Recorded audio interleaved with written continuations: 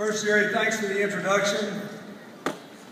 And I want to thank Gary Acosta in advance, who's going to ask questions. Maybe if I thank him in advance, I'll get better questions. Easier ones anyway. I know you have several special guests here. I want to mention just a couple. Ernie Reyes, one of your co-founders. My great friend Henry Cisneros. And my friend from Monterrey, Mexico, Carlos Bremer, who's very interested in this. I asked him when I saw him whether he was going to start selling houses in America. He said, looks like the market's coming up. I think so. I want to congratulate Consuelo Kickbush, Luis Valdez, and Henry on receiving your Latin Vanguard Awards today. And I want to say, from my point of view, my main qualification to be here today is that I appointed Henry Cisneros Secretary of Housing and Urban Development. And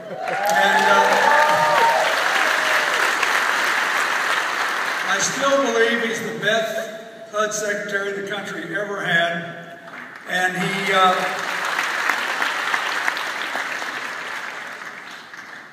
he set us on a path toward, among other things, record home ownership among Hispanic Americans. So I would like to talk about that a little today, because the housing crisis was a big part of the financial collapse. The conventional wisdom is to think that housing shouldn't be a big part of America's economic strategy. I completely disagree with that. And I think that it's like everything else.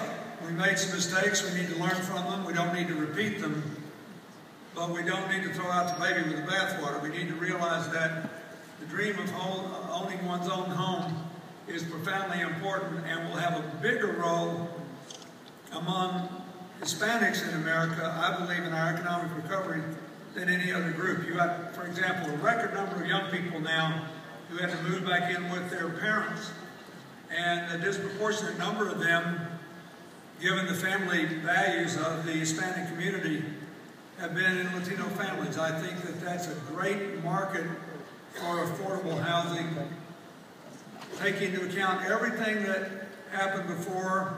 It's still going to be a big part of our future, about which I am quite optimistic. A couple of weeks ago, in the run-up to the annual Clinton Global Initiative, I was asked to write an article for Time magazine, which a few of you may have seen, about why I was optimistic about the future of the world.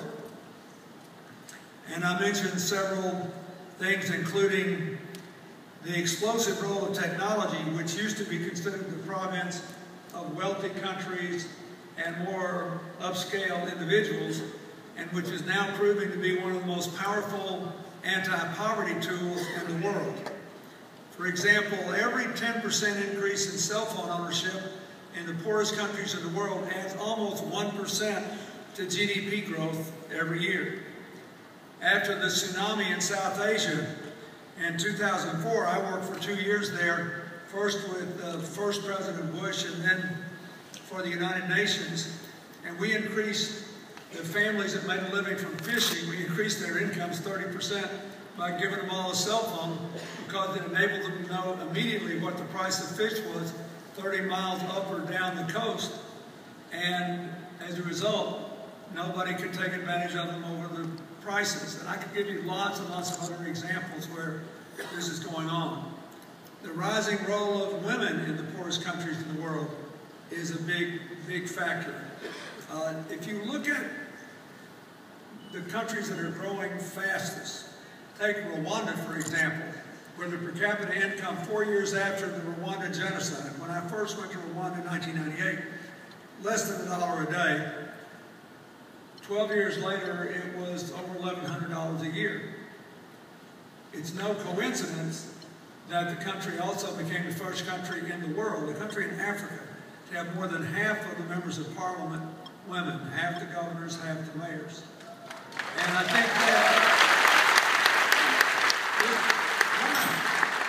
because in country after country, without regard to religion or culture or other dynamics. If you put all the girls of the world in school and give all the young women access to the labor market, people delay the age of marriage, delay the age of having a first child, the population stabilizes, and people flourish together. So there are lots of reasons I think that we can be optimistic about a world still full of problems. In America, there are a lot of reasons to be optimistic, and you're at the heart of a lot of them. If you look at our country as opposed to the other long, wealthy countries, Europe and Japan, we're younger than they are. We're younger than Canada. Canada is almost as young as we are because they have as welcoming an attitude toward immigrants as we do. The fact of our diversity and our relative youth will be an enormous advantage in the 21st century if we don't mess it up, which means we ought to pass sensible immigration reform as soon as we can.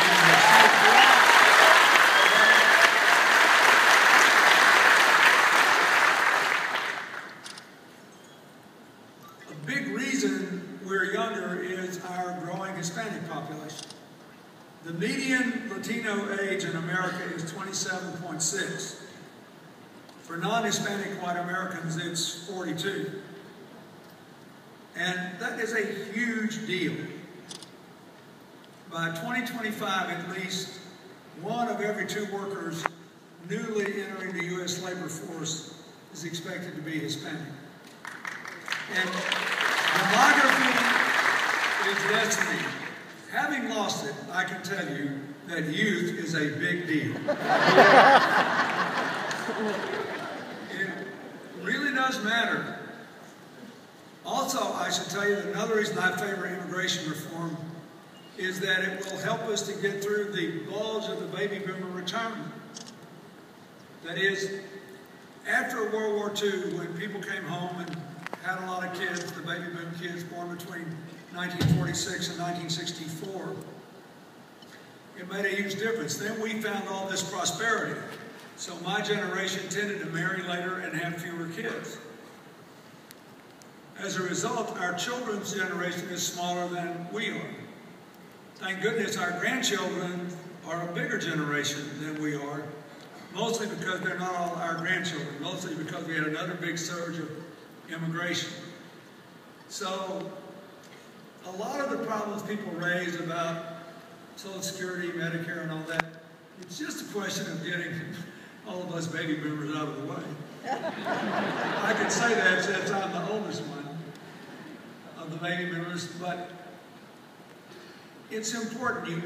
A nation must understand the implications of its population profile and see where the opportunities are.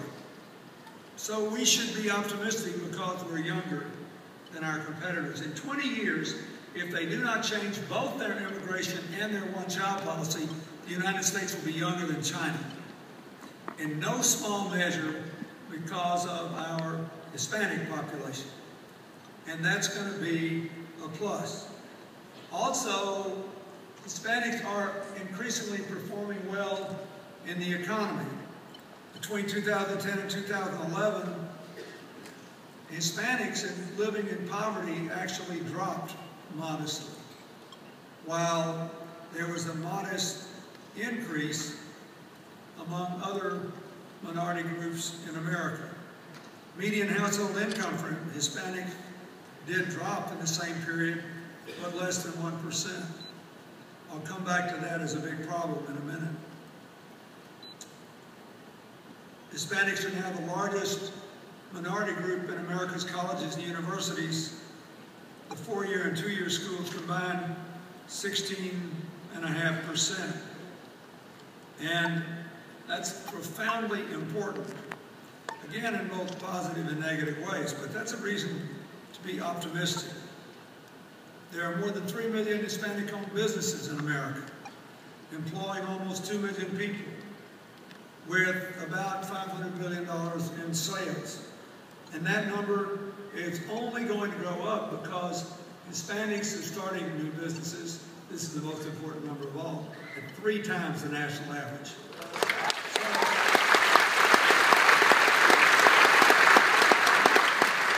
So if we want to recover, we have to take advantage of the production and the purchasing power of Hispanic America. And housing can be no exception to that.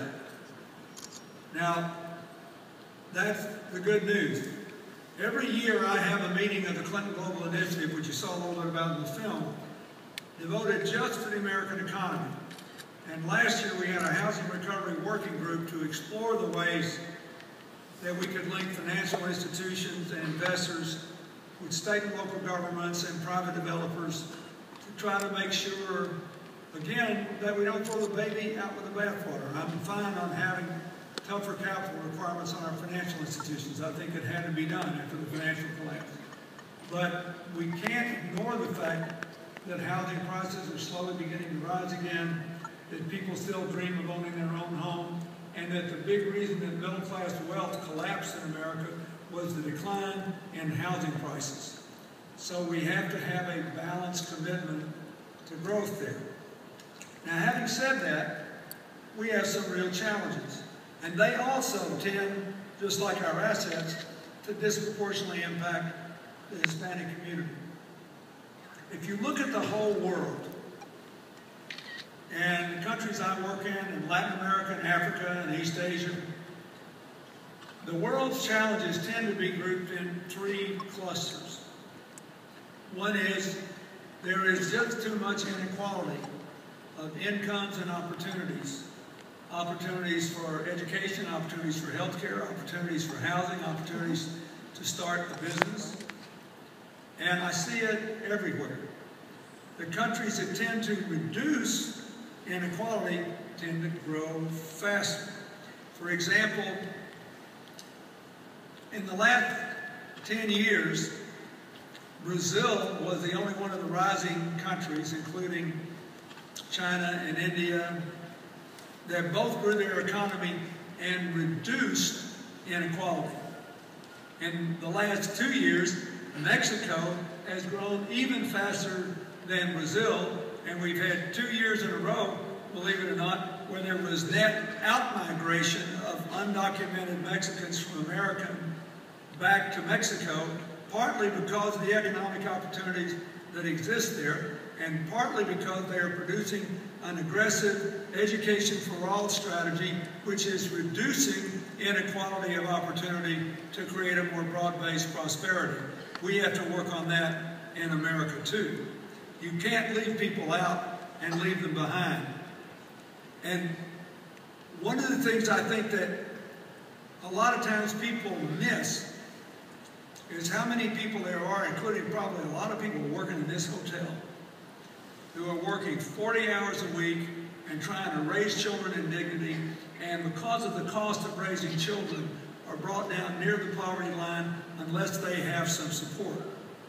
When there was all that big controversy about 47% of Americans not paying income taxes, one of the things, let me just say this, let's look at the facts. That includes adults who are full-time college students who don't have any income. That includes people who are in nursing homes, often at earlier ages because of physical illnesses. It includes a lot of returning veterans who have post-traumatic stress syndrome or other challenges. But 61% of that 47% are working people who are working full-time and have children in their home.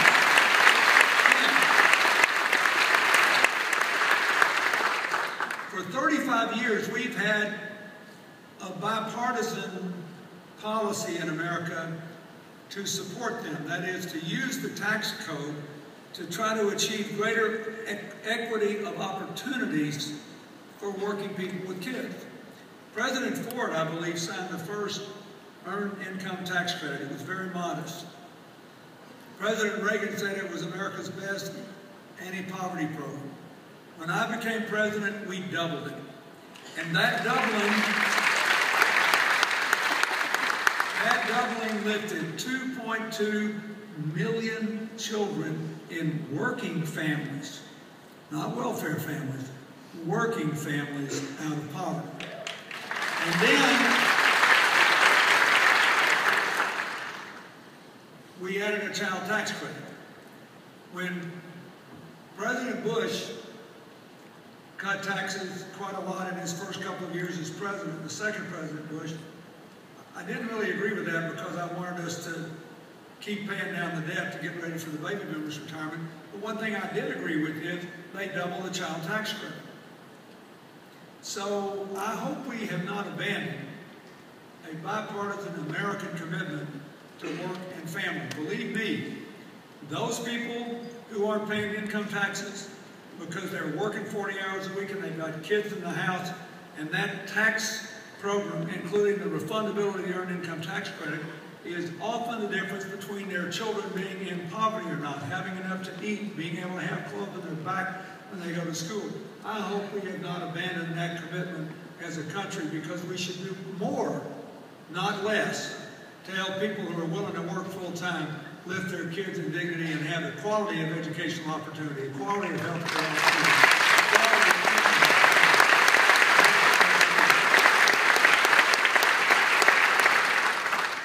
From a macroeconomic point of view, severe inequality is a real constraint on growth. More people you got living in poverty means less people who can afford a house at any price of any size. So it's not just around the world, it's here in America.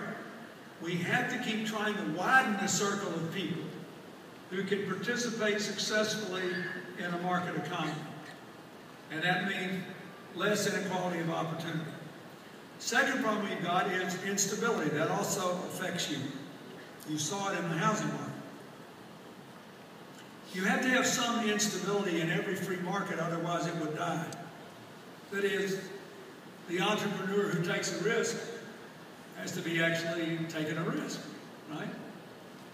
If you try to succeed, by definition, there's some chance you'll fail, and you have to pick yourself up and try again. But if there is too much instability, it's just like having none. Everybody gets so scared, things shut down. And that's what happened after the financial crash in America, when banks built up reserves of nearly $2 trillion uncommitted to loans. And your businesses were stuck. And companies were keeping, one time, almost $1 trillion overseas, not bringing them back to America, but not investing them anywhere, because they were stuck. So the trick is how to have enough risk to make a free market thrive, and not so much risk that everybody's scared and they shut down. It can come from financial crisis, it can come from terrorism. If you think about it, the whole purpose of terror, let's take this thing in Libya, where there were attacks on the American ambassador, only the 6th ambassador ever killed in the line of duty. Actually, a lot of Americans don't know this. Libya is probably one of the most pro-American countries in the Middle East and North Africa. An earlier attack was rebuffed by Libyan security forces. When the ambassador was killed, ordinary Libyan citizens were so outraged, and they figured they had to come from some of the armed groups who didn't lay down their arms after Mr. Gaddafi was overthrown, that ordinary unarmed citizens stormed to militia headquarters and risked their lives to force them to disarm. And 2 other militia groups, seeing that, voluntarily disarmed. The public was heartbroken that their best friend in all the diplomatic corps had been eliminated. And the people who did it hoping that we would run away from the aspirations of the people for freedom. The people who did it often do things knowing that they may claim fewer casualties in a decade than a full-out war does in a month, but it doesn't matter if they can scare the living daylights out of people and shut things down. So we, all over the world, and here in America, we have to worry about maintaining that amount of instability that makes a free market work without letting it get so great that it shuts things down. Which means it's very important, as we try to revive the American economy, not to forget that this is still a country that believes in homeowning, and that just because there were too many securitized subprime mortgages and risk was moved too far away from the original lenders without consequence, doesn't mean we shouldn't build back homeowning in America and give working people a chance to have wealth in their homes again, because in the current economic circumstances, it really is one of the few places where they can build asset wealth, and that's very, very important for long-term stability of the country.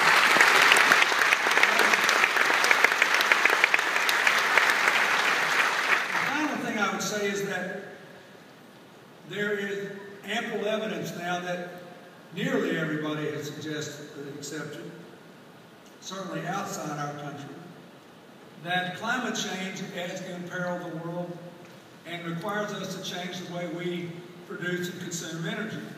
But that if we do it in an intelligent way, it will lead to an explosion of economic growth. When I leave Southern California tomorrow, I'm traveling up to Northern California and then going over to Nevada.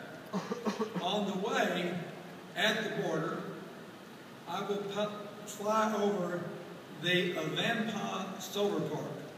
It is the largest solar park in the United States, where there are 2,000 American working people building these 3 solar farms circulating around 3 huge 450-foot high towers that have water turned into steam that will then be used to turn electric turbines.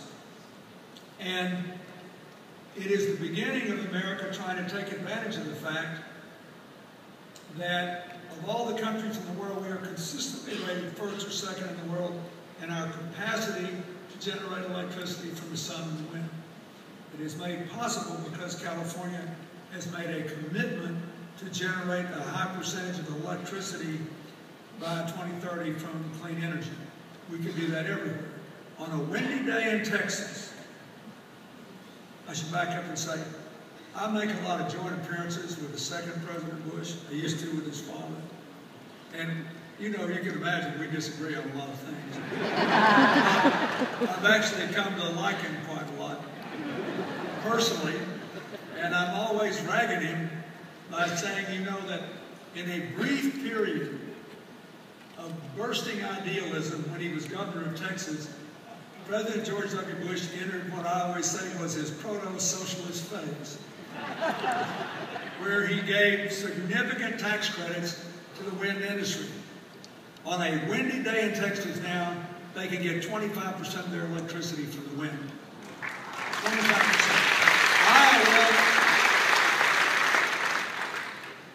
Iowa, on a windy day, can get 20%.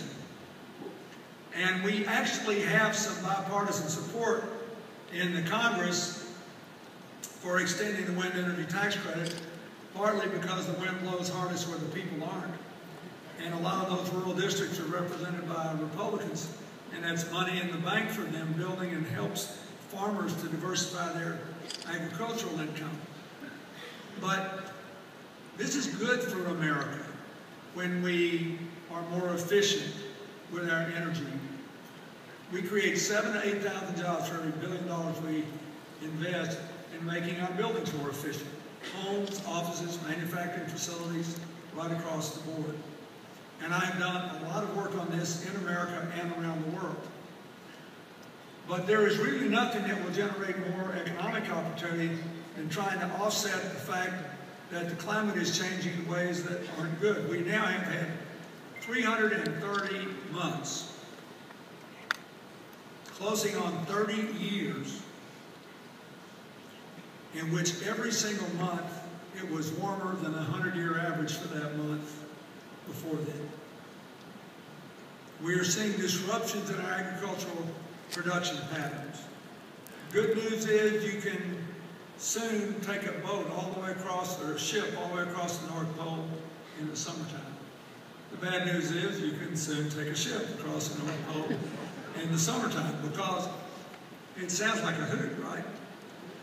But the Arctic Circle is warming at twice the rate of the rest of the globe. Greenland, which is as all of you know, a very large island, has 8% of all the world's fresh water on it in the ice cap. For 100 years, about 50% of that ice cap shows some melting in the summer, totally natural. This year, 90% of it did. If that thing melts and all flows into the North Atlantic, it could change the flows of the ocean so much it could block the Gulf Stream, making some of the world's most productive economies in Northern Europe, Northern Canada, the Northeast United States, as cold as it was 700 years ago, and some of them will be virtually shut down for a couple of months every winter, with very bad economic effects for all the rest of us. The good news about all this is that it can be fixed in ways that are good economics. But we got to stop worrying about whether climate change is real, and instead, what's the best way to deal with it? How can you make the market work to deal with it? So in my foundation, I spend all my time looking for economically viable ways to deal with this. But if you doubt it, again, look south. In Mexico City now, the air is cleaner than in Los Angeles in a smog-free day. And they have made a lot of money doing that. And Costa Rica is by a mile the wealthiest country in Central America. 92% of its electricity comes from hydropower. They have a lot of geothermal capacity from a dormant but still rumbling volcano where they intend to get the rest. And when I was down there meeting with the president of Costa Rica, who would be, if she were in America, a Republican, she's part of the center-right coalition, she says to me, you know, they tell me we have oil here. We have no intention of finding out. We do not wish to know. I said, why? She said, it's inconsistent with our brand. 26% of our country is in national parks. 51% of our country is forested. For the last several years, urban water dwellers have, in the lowlands, by the water, have willingly paid higher water rates to send the difference to upland farmers so they'll plant trees instead of taking them down. Our brand is to be the world's greenest country, and we're already over $2 billion a year in this tiny country in tourism trade because of it. I said, well, Madam President, what can I do to help? And she looked at me, she was blinking eyes. She said, we still import $1 billion a year in oil to make gasoline for our cars. I want an electric car company. She was deadly serious. I said, are you kidding? She said, yeah, look, Costa Rica is a well-organized country. We have a school and a hospital in every village. We'll have plenty of recharging stations. I will promise them contractually that I will